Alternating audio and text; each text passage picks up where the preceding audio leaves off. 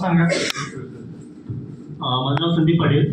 माझा प्रश्न असा आहे, आता मार्केटला बघितला तर भरपूर मशीन आहे.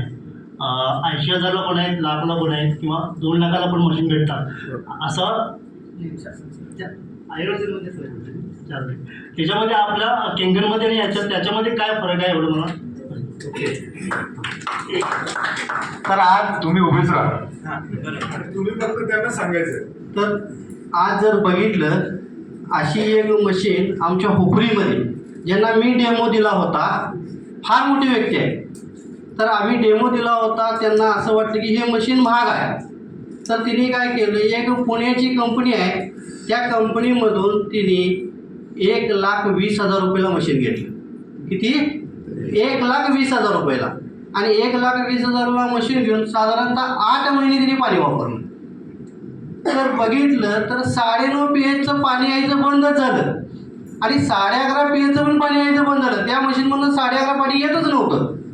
तर मी ज्यावेळी मला तिने बोलवून घेतलं, आम्ही पण हे मशीन घेतलंय. 8 महिन्यानंतर परत मला बोलवली, कारण तिकडची लोक कोणी आलेली नव्हती आणि 9.5 pHचं पाणी येतच नव्हतं आणि 11.5 पाणीचं तर त्याला ऑप्शनच नव्हता. तर बघितलं तर आम्ही बघितलं 9.5 pHचं पाणी येत नव्हतं, 6.5 ते 7 pHचंच पाणी येत होतं.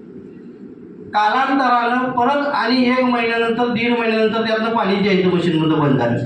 परत आणि मला बोलवून घेतले, सर असं झालंय आणि हे पाणी यायचं बंद झालंय. मग त्यांना मी सांगितलं, ओनली वन फक्त केंजन वॉटर जर तुम्ही घेतला असता तर आज हे प्रॉब्लेम तुमचा आला नसता.